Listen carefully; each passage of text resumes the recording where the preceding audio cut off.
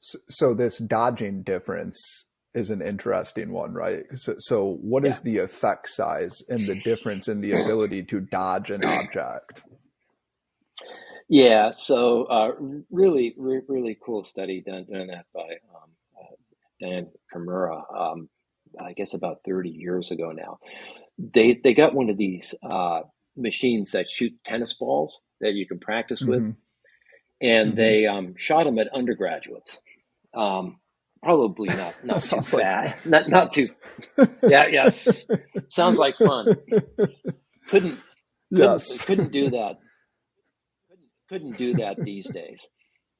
And so that they Right. shot, if I'm remembering correctly, like 30 tennis balls at them, and they're just kind of seeing how Hmm. well they blocked them. And men were much better than women. It was a fairly large effect size, but I think there was a ceiling effect on there because the men blocked like 27 out of 30. They blocked most of them, so the differences Right. were underestimated there.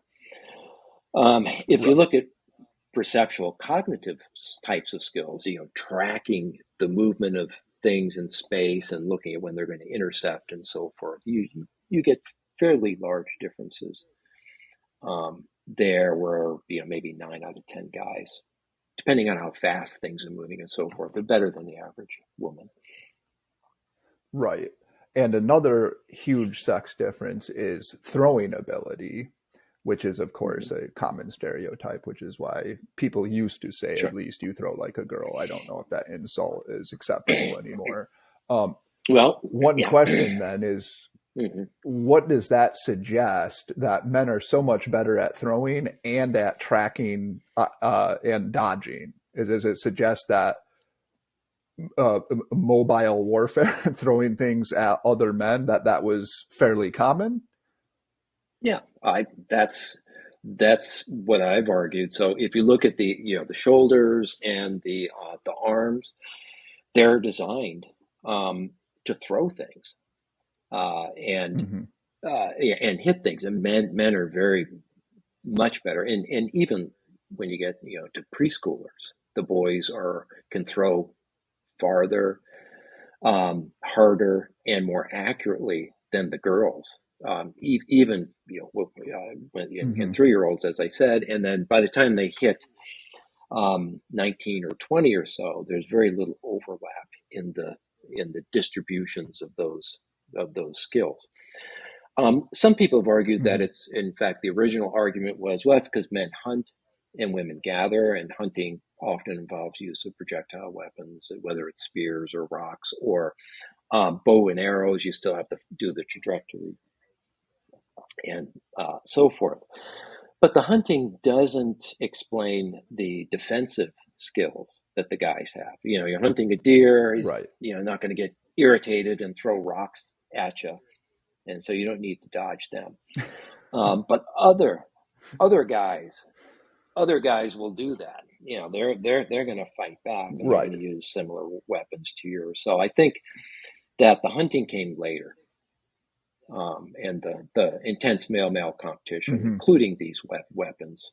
There, in fact, there's a recent study a couple of years ago looking at Neanderthal and early human skeletons, and they found that Hmm. somewhere like 10 to 20% of the males had forearm breaks and skull fractures, where very few of the female skeletons had Hmm. those. So that's clearly a blunt force sort of thing, or rock hitting you in the head. Okay, so we have a lot of differences. These are well documented. Hmm. Um, but they still cause a lot of contentiousness. And Mm-hmm. I know that you've dealt with some of this contentiousness for your long and illustrious career. Mm-hmm. And maybe things are even getting worse in some ways, even while our knowledge is getting better. Mm-hmm. So this is a more speculative question, but I think it's one worth contemplating, which is, why do you think this topic, which seems so straightforward? I mean, of course, some of the details we're going to have debates about, but the basic picture is pretty straightforward. And yet it's so muddy in public discourse and debate.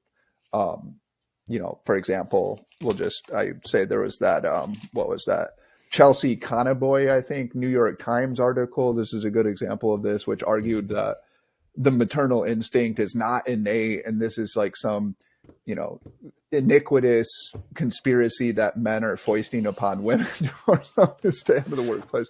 So why do you think Yeah. this is? Yeah. So the patriarchy again. Yeah. So the basic facts on sex differences, in my mind anyway, are clear. But the debate Mm-hmm. continues, especially in the public sphere. I think it really comes down to there are um, women are pretty variable in terms of their Mm-hmm. preferences, in terms of trade offs, whether they want to compete in the cultural sphere, the work sphere, or so forth, whether they want to be homemakers, or whether most would prefer something in between. They want to do something outside the house, but they also want to focus on family and stuff. But so you have 15% or so of women who are really work focused and status culturally focused versus three out Mm-hmm. of four or so, or two out of three men. So the proportion of men that are really focused on status related cultural success sorts of things are much higher than women.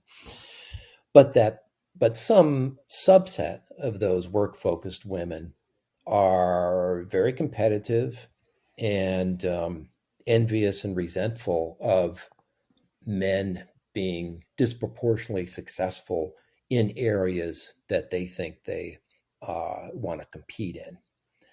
And Right. so that creates all this disinformation and alternative explanations. It can't be that men just work harder or are better at certain types of things than women. It Right. must be some type of conspiracy that is keeping women down, or even women go into different fields than men do, and that results in wage differences and other sorts of things. And in many cases, it's a big contributing factor is just women's choices of what they want to do. Right.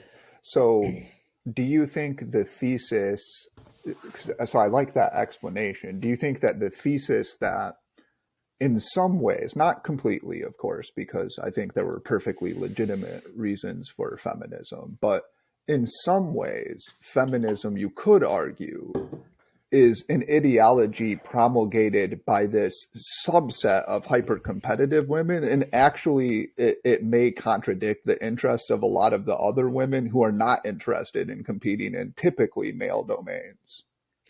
Yeah, I think that's exactly right. That it's women who are competing in domains that males tended to compete in. They're joining the workforce and all of that, which is fine. I think everybody should work a little bit actually.